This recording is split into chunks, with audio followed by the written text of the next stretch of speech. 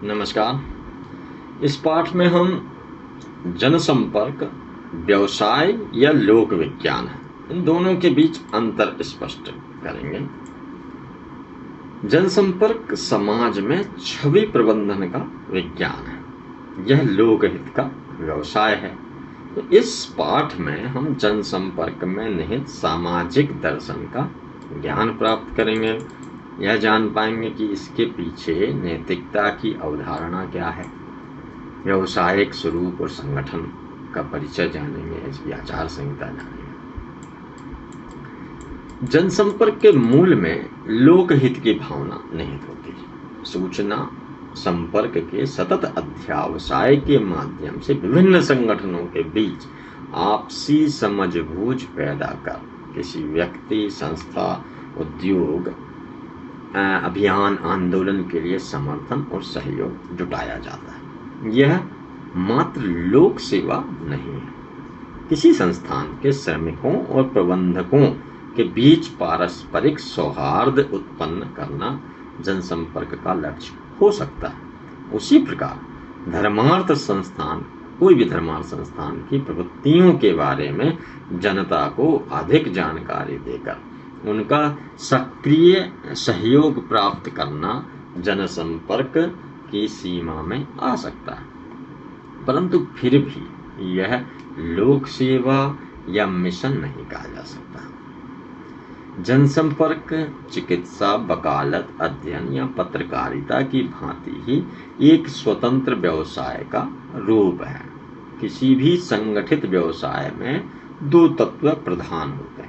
एक तो उसके लिए निर्धारित न्यूनतम योग्यता, कार्यदक्षता और अनुभव आवश्यक होता है। दूसरे, सामाजिक हित को ध्यान में रखते हुए व्यवसाय में लगे लोगों के लिए नैतिक मापदंड निर्धारित होते हैं, जिनका पालन करना अनिवार्य होता है।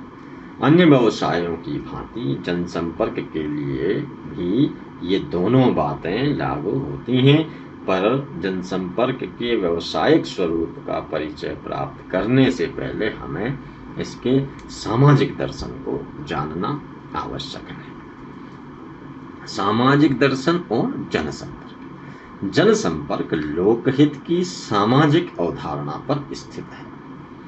चाहे व्यापार हो या उद्योग, संगठन हो या धार्मिक संस्थान, प्रशासनिक इकाई हो या सरकारी प्रतिष्ठान, सबका कार्य व्यापार किसी न किसी विशिष्ट समुदाय के समर्थन और सक्रिय सहयोग के बिना नहीं चल सकता। उद्योगों को अपने उत्पादों के लिए उपभोक्ताओं का समर्थन चाहिए। सरकारी प्रतिष्ठान को जनता के सहयोग और समर्थन की आवश्यकता होती है।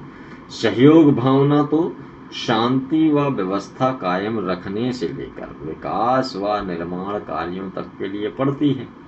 यह सहयोग व समर्थन केवल सद्भाव एवं सूझबूझ के आधार पर ही प्राप्त किया जा सकता है। किसी भी संबद्ध समुदाय में सद्भाव पैदा करने के लिए यह अनिवार्य है कि उस संगठन या प्रतिष्ठान की गतिविधियां उस समुदाय के व्यापक हित में हों और इनकी जानकारी उस समुदाय को हो। निश्चित ही किसी ऐसे कार्य के लिए स्वैच्छिक जन सहयोग नहीं प्राप्त किया जा सकता जो उस समुदाय या जनता के हित में न हो। इसलिए जनसंपर्क की सारी आधारशिला ही लोकहित के सामाजिक दर्शन पर टिकी है। किसी सरकार या संगठन की बुराइयों या कमियों पर पर्दा डालने का काम जनसंपर्क का नहीं है। न जनसंपर्क किसी उद्योगों की जनहित विरोधी नीतियों के लिए जनता का समर्थन जुटाने में सहायक और सफल हो सकता है। जनसंपर्क का मूल सिद्धांत व्यक्ति को अपने हित में निर्णय लेने की मूलभूत स्वतंत्रता का अवसर देने का हामी है।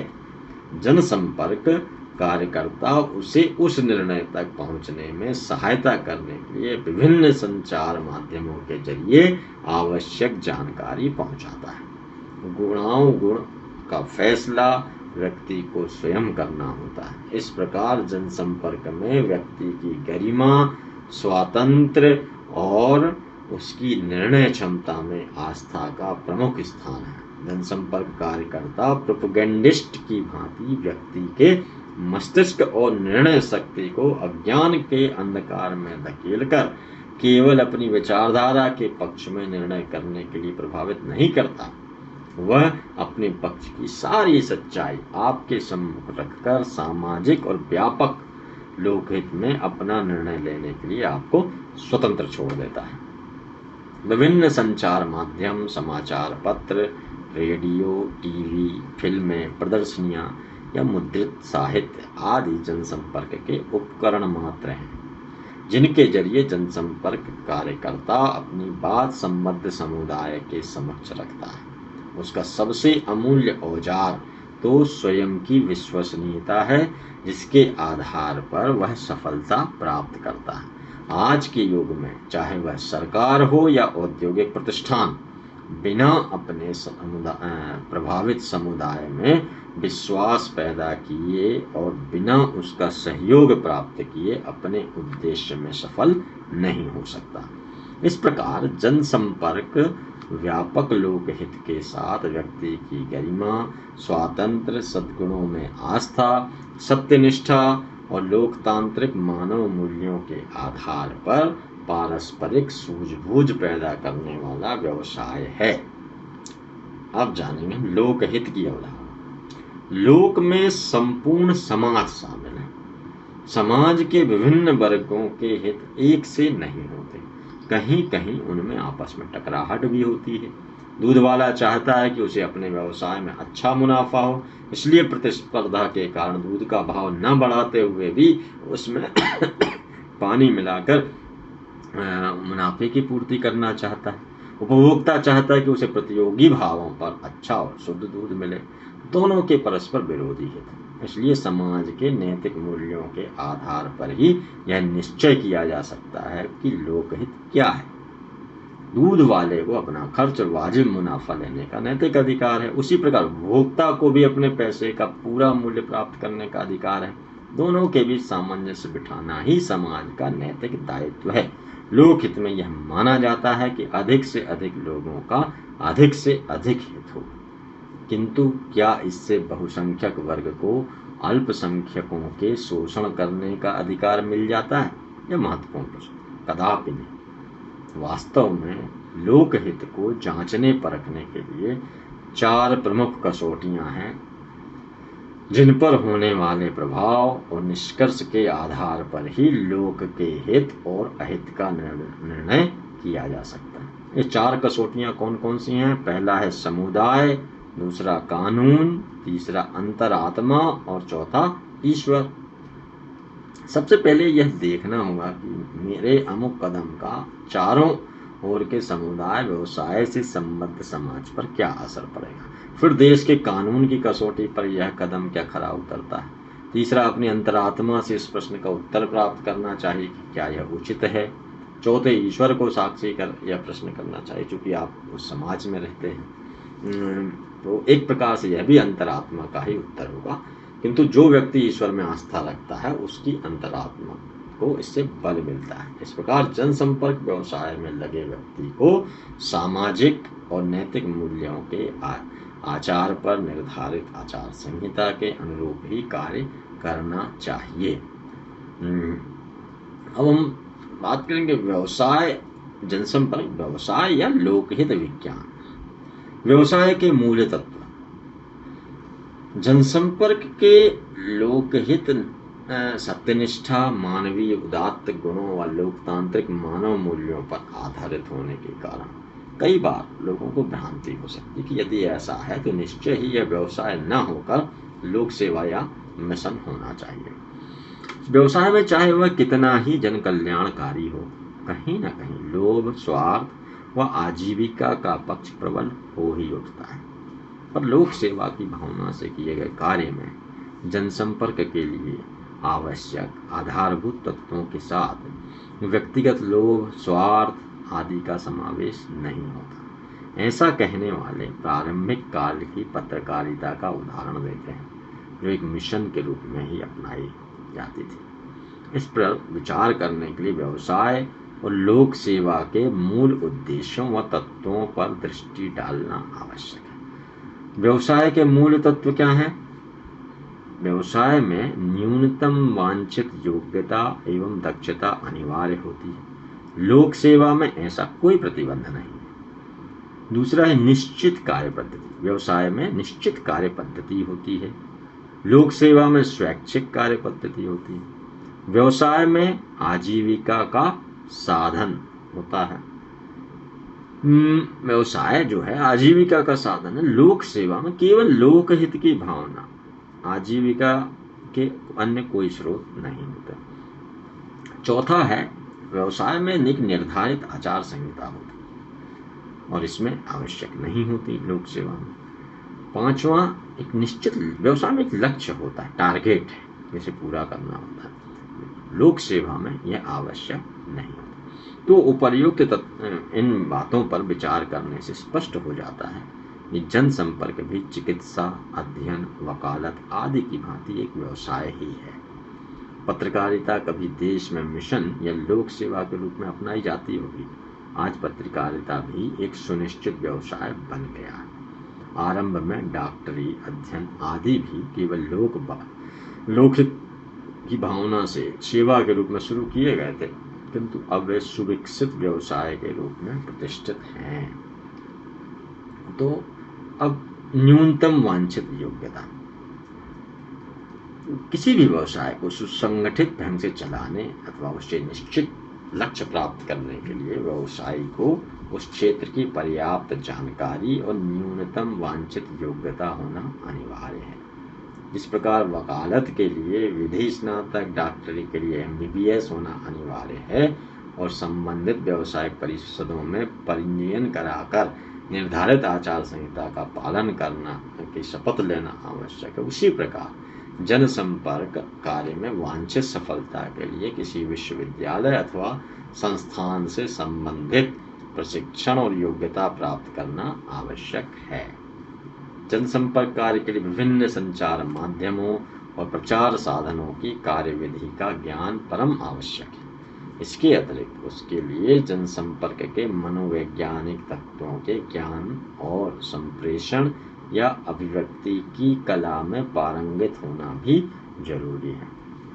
अमेरिका के जनसंपर्क संघ द्वारा जनसंपर्क कार्यकर्ता के लिए मोटे रूप से निम्न क्षेत्रों में दक्ष होना आवश्यक बताया गया है, जैसे उसे लेखन, संपादन, प्रस्तुतिकरण, विस्तार, भाषण, उत्पादन, योजना निर्माण, विज्ञापन, सम्मेलन, अभिमत, अध्ययन, इन बातों में उसे दक्ष होना अनिवार्य है।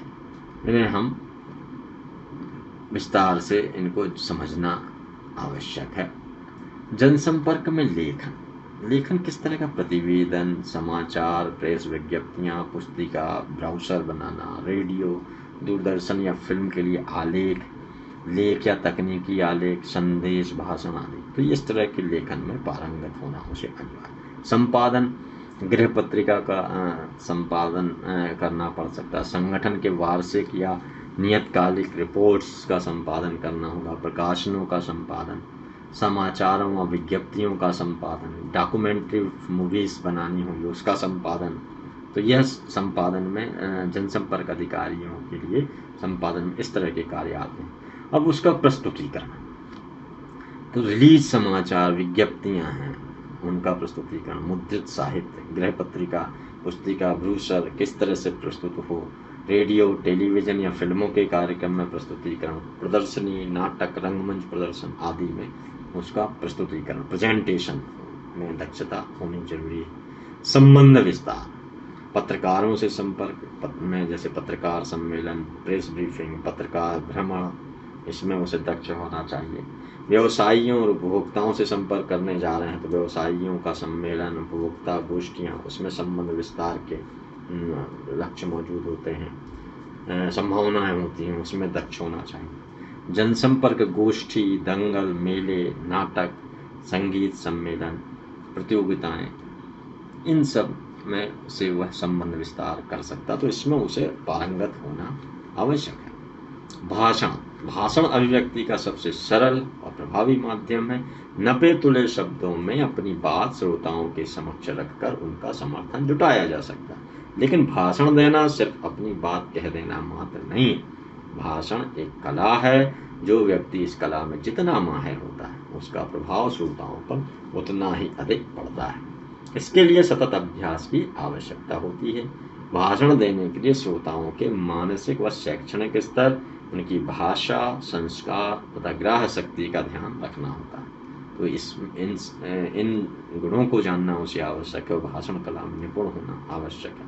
उत्पादन प्रचार साहित्य के लिए जनसंपर्क कार्यकर्ता को मुद्रण पद्धति और टाइपोग्राफी का ज्ञान होना आवश्यक है। जैसे टाइपोग्राफी में क्या क्या आएगा? प्रचार साहित्य, जैसे प्रचार साहित्य में मुद्रण पद्धति, विभिन्न प्रकार की मुद्रण प्रक्रिया, लेटर प्रेस, ऑफसेट, फोटोटाइप सेटिंग, कागज के प्रकार और उनका उपयोग, साइज, टाइपोग्राफी, कला सज्जा, डिजाइन किस तरह होने चाहिए, रंग संयोजन का ज्ञान होना चाहिए, sheets design, post design, cover, folder बन रहा है तो उसकी डिजाइन किस तरह से की जाएगी, यह उसे पता होना चाहिए।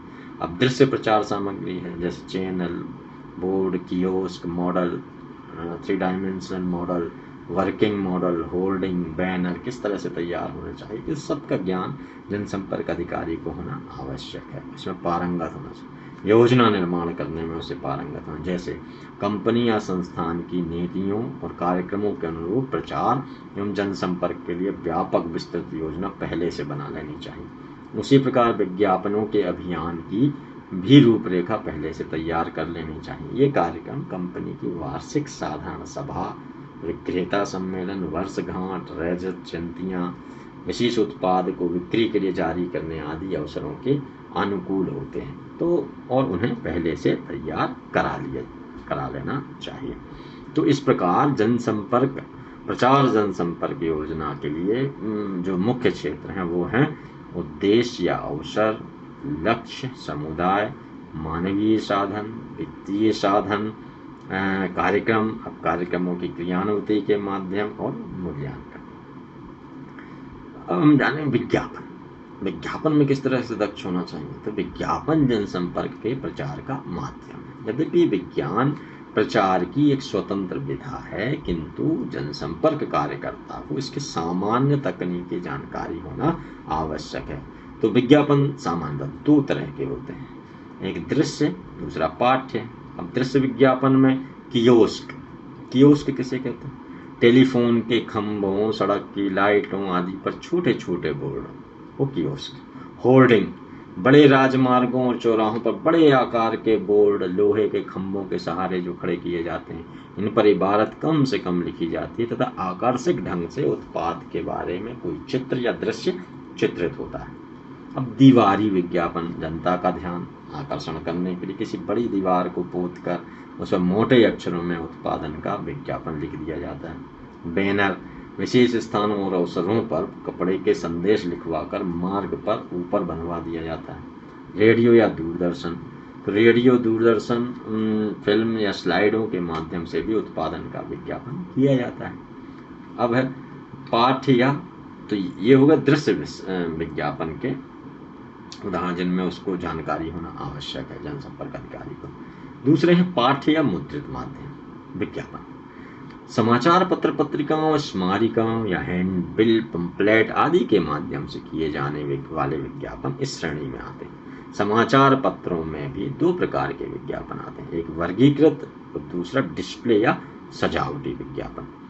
वर्गीकृत विज्ञापन में नौकरी, मकान किराए पर लेने देने, बेचने या खरीदने, वैवाहिक, खोया पाया आदि के विषय में छोटे छोटे कई विज्ञापन एक ही शीर्षक के नीचे दिए जाते हैं। इनका शुल्क अपेक्षाकृत कम होता है। डिस्प्ले या सजावटी विज्ञापनों में उत्पाद का सचित्र और आकर्षक डिजाइन में संदेश दिया जाता है। इनका शुल्क समाचार पत्रों के प्रति कॉलम सेंटीमीटर की दर से और पत्रिकाओं व स्मारिकों के प्रति पृष्ठ की दर से वसूल किया जाता है। तो वर्गीकृत विज्ञापन की अपेक्षा डिस्प्ले सजावटी का प्रभाव पाठक पर अधिक देखा गया है। समाचार पत्र व पत्रिकाओं में स्थान या पृष्ठ विशेष की विशेष दरें वसूल की जाती हैं। उदाहरण के लिए किसी समाचार पत्र के प्रथम पृष्ठ पर दिया जाने वाला विज्ञापन सामान्य से अधिक महंगा होता है। यह बात पत्रिकाओं के मुख्य पृष्ठ के, कवर के पीछे का पृष्ठ, कवर के भीतर के पृष्ठों आदि के लिए लागू होती है। अब सभा सम्मेलनों, संगोष्ठियों, उपनिषद, सेमिनार आदि का आयोजन भी जनसंपर्क के अनुकूल अवसर होता है। अतः जनसंपर्क कार्यकर्ता इन अवसरों का भी उपयोग करते हैं। कई बार उन्हें अपनी ओर से ऐसे आयोजन करने होते हैं। ये भी दो तरह से होते हैं, जैसे विशेषज्ञों के सम्मेलन और सामान्य मासिक अंशधारियों के, जो स्टेक होल्डर्स के सम्मेलन। अभिमत अध्ययन क्या होता है?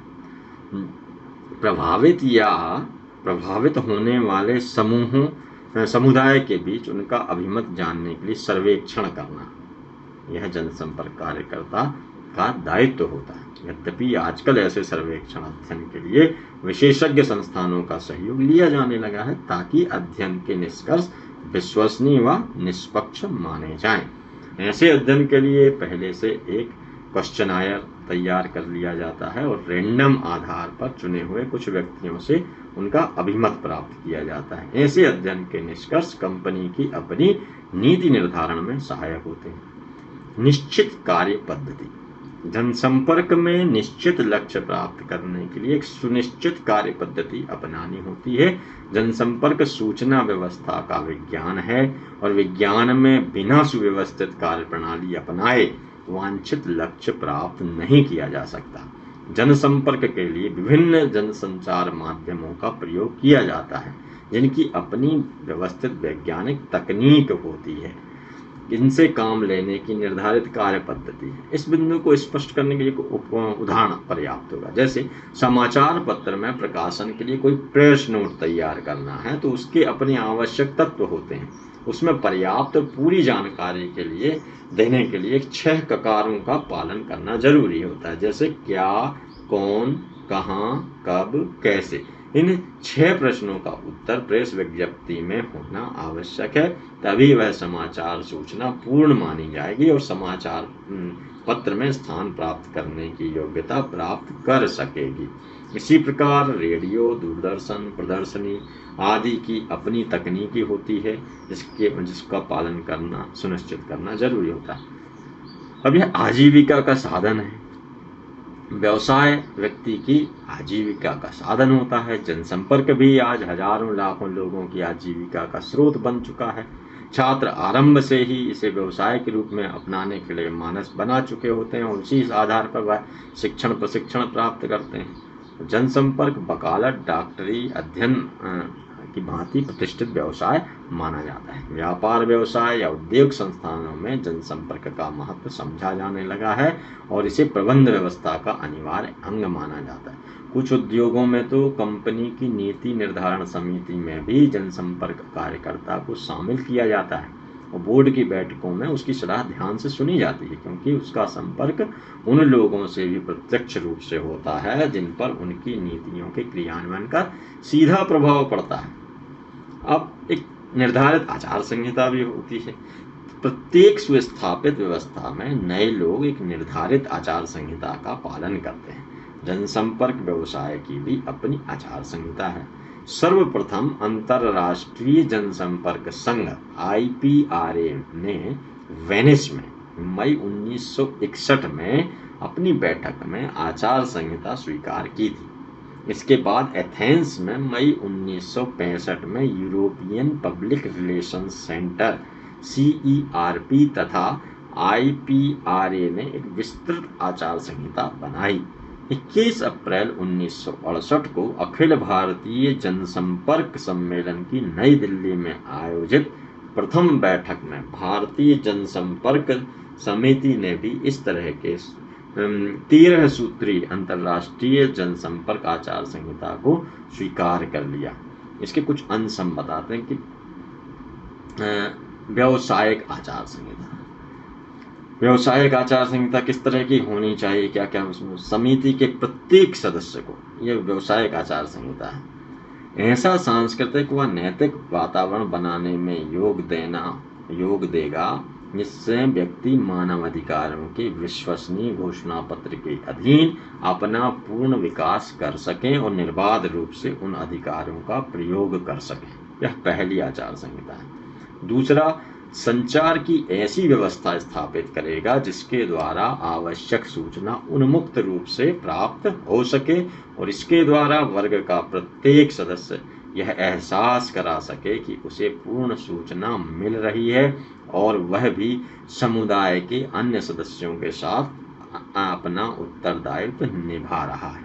तीसरा, वह सब परिस्थितियों में इस प्रकार व्यवहार करेगा जिससे उन लोगों में जिसके साथ उसका संपर्क है अपने तर्क विश्वास अर्जित कर सके। चौथा, वह सदा यह ध्यान रखेगा कि उसके व्यवहार से व्यवसाय के दौरान तथा निजी रूप से भी उसके संपर्क में आने वाले व्यक्तियों पर जो प्रभाव पड़े वह जनसंपर्क व्यवसाय की अच्छी छवि बनाता हो। इसके लिए समिति का प्रत्येक सदस्य अपने व्यवसायिक कर्तव्य पालन के दौरान मानवाधिकारों के विश्वसनीय घोषणा पत्र में निर्दिष्ट नैतिक सिद्धांतों और नियमों की अनुपालना करेगा। छठवां है, मानव की प्रतिष्ठा के लिए पूरा सुझाव देगा और प्रत्येक व्यक्ति को अपने आप निर्णय करने के अधिकार को मान्यता देगा। सातवां, सही अर्थों में पारस्परिक विभागों के आदान प्रदान के लिए नैतिक, बौद्धिक व मनोवैज्ञानिक स्थितियां पैदा करेगा और संबंधित पक्षों को अपने मामले में अपने विचार व्यक्त करने के अधिकार को मान्यता देगा। आठवां, सभी परिस्थितियों में संबद्ध पक्षों जिस संस्थान में वह कार्यरत है उसके तथा संबद्ध जन समुदाय के हितों को ध्यान में रखते हुए कार्य करेगा। नवा, अपना व्यवसाय या कार्य करते समय ऐसे शब्दों का प्रयोग नहीं करेगा जिनसे किसी प्रकार की गलतफहमी पैदा हो और अपने कार्य से वर्तमान व पहले के मुवक्किलों या कर्मचारियों तथा प्रभावित जन समुदाय के प्रति अपनी निष्ठा, ईमानदारी और नेक नियति का सबूत देगा। इसलिए वह अपनी अन्य आवश्यकताओं से सत्य को सदा अधिक महत्व देगा। ऐसी सूचना प्रसारित नहीं करेगा जो स्थापित सत्य पर आधारित न हो या जिसकी सच्चाई की जांच न की जा सके। 12वां, किसी अनैतिक, बेईमानी अथवा किसी भी प्रकार से मानव की प्रतिष्ठा या ईमानदारी को क्षति पहुंचाने वाले उपक्रम में भाग नहीं लेगा। आखिरी है 13 बिंदु में बनाई गई थी आचार संहिता। आखिरी है, प्रलोभन, चालबाजी या ऐसे तरीकों का इस्तेमाल नहीं करेगा जिनसे व्यक्ति की अंतरात्मा में ऐसी इच्छा जागृत हो जाए जिस पर वह अपनी स्वेच्छा से नियंत्रण न कर सके। तो ये व्यावसायिक आचार संहिता थी। निजी आचार संहिता। अब व्यापक नैतिक आचरणों के सिद्धांतों के आधार पर जनसंपर्क की विश्व Congress, public relations world Congress के 7वें अधिवेशन में 1976 में व्यक्तिगत आचरण के 7 सूत्र स्वीकृत किए गए थे, जिन्हें कांग्रेस के सामान्य अध्यक्ष बैटमैन के नाम पर बैटमैन के आचरण सूत्र के नाम से जाना जाता है। इनसे जनसंपर्क के सामान्य नैतिक सिद्धांत और भी स्पष्ट हो जाते हैं। यह निजी आचार संहिता बैटमैन आचरण सूत्र क्या है? पहला है कि मेरी मान्यता है कि जनसंपर्क ऐसा व्यवसाय है जिसमें जनता को उकसाकर या जोड़ तोड़ बिठाकर नहीं बल्कि निरंतर जानकारी द्वारा जागरूकता पैदा करके ही प्रेरित किया जाना चाहिए। दूसरा, मैं मानता हूं कि जनसंपर्क के माध्यम से लक्ष्य समुदाय की अभिवृद्धि का प्रयास होना चाहिए, न कि उसके अधःपतन का, और हमारी जानकारी से उसमें तर्क व निर्णय क्षमता का विकास होना चाहिए, न कि भावोद्रेक या पूर्वाग्रह का। तीसरा है, या निजी आचार संहिता का तीसरा बिंदु है, मेरा विश्वास है कि अच्छा जनसंपर्क का अच्छे कार्य या नीतियों के आधार पर ही किया जा सकता है, न कि केवल शब्दों या बातों के आधार पर, और इसका आधार सदा सत्य हो तथा इसमें विचारों को स्पष्ट रूप से इससे समझने में मदद मिलती हो, ना कि भ्रांति पैदा होती हो। चौथा, मैं यदि अपना एक दृष्टिकोण जनता के सामने विचारार्थ प्रस्तुत करता हूँ तो दूसरों का मुझसे भिन्न दृष्टिकोण प्रस्तुत करने का भी अबाध अधिकार मानता हूँ, क्योंकि मेरी मान्यता है कि मेरी अपनी बात कहने का अधिकार तभी सुरक्षित रह सकता है जब यह गारंटी सभी के लिए हो, उन लोगों के लिए भी जिनके उद्देश्य लोकप्रिय नहीं हैं। पांचवा, मेरी मान्यता है कि राजनीतिक और आर्थिक क्षेत्र की भांति विचारों के व्यवहार में भी लोकतांत्रिक पद्धति लागू होनी चाहिए। छठवां, मैं मानता हूं कि जिसका मैं प्रतिनिधित्व करता हूं उसके हितों की अपेक्षा सामान्य लोकहित को प्राथमिकता मिलनी चाहिए, और जब दोनों के हितों में समानता नहीं हो तो मेरा यह दायित्व है कि मैं जनसाधारण के हितों के अनुरूप ही उनके हितों को, जिनका मैं प्रतिनिधित्व करता हूँ, ढालने में मदद करूं।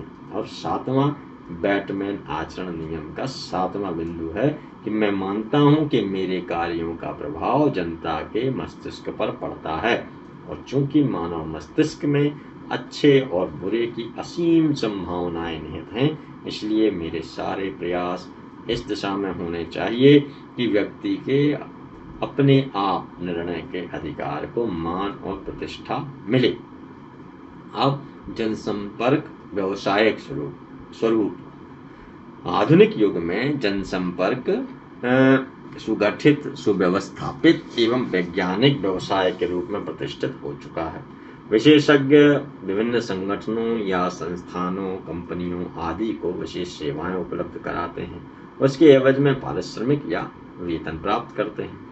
मुख्य रूप से उस व्यवसाय की दो विधाएं प्रचलित हैं। पहला है परामर्श, दूसरा है सक्रिय सेवा। जनसंपर्क के कुछ व्यवसायिक संस्थान अपने ग्राहकों को उनके नीति निर्धारण कार्यक्रमों के संयोजन के लिए अपने विशेषज्ञ परामर्श सेवा उपलब्ध कराते हैं, किंतु कुछ विभिन्न क्षेत्रों में अपनी सक्रिय सेवाएं भी देते हैं। ऐसे संस्थान अपने ग्राहकों के उत्पादों व नीतियों का प्रचार प्रसार करने के लिए विभिन्न माध्यमों का उपयोग करते हैं, और वे एक प्रकार से अपने ग्राहक के जनसंपर्क एजेंट के रूप में कार्य करते हैं। दोनों ही प्रकार के संस्थान अपनी सेवाओं के एवज में ठेके की शर्तों के अनुसार पारिश्रमिक राशि ग्राहक से लेते हैं। अब संगठन। जनसंपर्क में जुटे विभिन्न संगठनों को दो भागों में बांटा जा सकता है। पहला है व्यावसायिक जनसंपर्क संगठन, दूसरा निजी जनसंपर्क प्रकोष्ठ। व्यावसायिक जनसंपर्क संस्थान या कंपनियां जो ठेके के आधार पर अपने ग्राहकों को विशेषज्ञ सेवाओं, चाहे वे सलाह के रूप में हो या सक्रिय सेवाओं के रूप में उपलब्ध कराते हैं, वे किसी एक ग्राहक से बंधे नहीं रहते। वे कई ग्राहकों का कार्य एक साथ करने के लिए स्वतंत्र रहते हैं। हाँ, इतना अवश्य कि वे उस संबंध में आचार संहिता निर्धारित है उसका पालन करते हैं, और इस प्रकार किसी एक ग्राहक के प्रतिद्वंदी या विपक्षी को वे उस समय तक अपनी सेवाएं नहीं देते हैं जब तक कि वे पूर्व ग्राहक से अनुबंधित रहते हैं या उसके लिए उससे अनुमति प्राप्त नहीं कर लेते हैं। इसके बाद भी वे अपने पूर्व ग्राहक के विरोध में प्रचार कार्य का अनुबंध नहीं करते और अपने पूर्व व वर्तमान दोनों ग्राहकों के व्यापारिक गोपनीय तथ्यों को किसी प्रकार प्रकट नहीं करते। इस मामले में मैं वकीलों की तरह आचरण करते हैं। वकील भी दो विरोधी पक्षकारों की वकालत एक साथ नहीं करते और अपने पूर्व मुवक्किलों के हितों के विरुद्ध कभी आचरण नहीं करते।